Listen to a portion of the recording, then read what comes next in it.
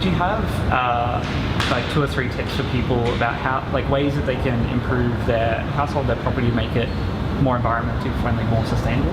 Yeah, well, of course, everywhere's different and everyone's situation is different. But one of the most key things is to, in terms of a house, is to look at what are the possibilities for passive solar retrofit. Is there a long east-west axis, or at least a wall facing within 20 degrees of north that's got good sun exposure, that can have the possibilities of attached solar greenhouse to, massively reduce the need for heating in the winter.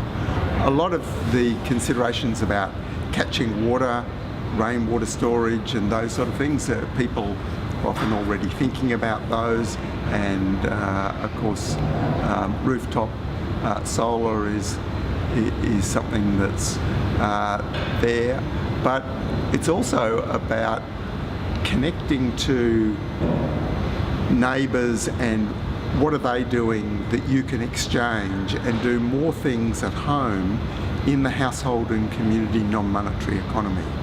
So if we can downsize our dependence on debt and throughput of working hard, having no time, and do more at home at lower cost, that's the real trick.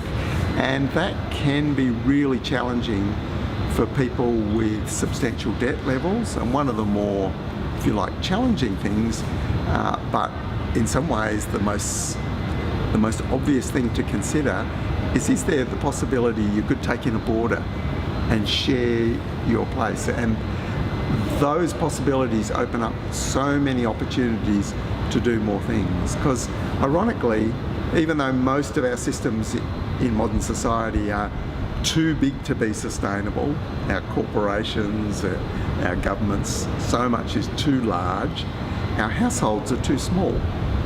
There's often too few people living together to look after the chooks, fix the car, just attend to all the different things that need doing. So more people sharing in some way or other is both a recipe for how to live more lightly on the planet, but it's also how to be more resilient to uncertain futures. And we know that in all previous downturns in economic history, people adapt to that by sharing, mostly in extended family networks, and there's some evidence that that's already starting to happen in Australia just because of the incredible cost of real estate and renting. It's well underway in the United States and Europe.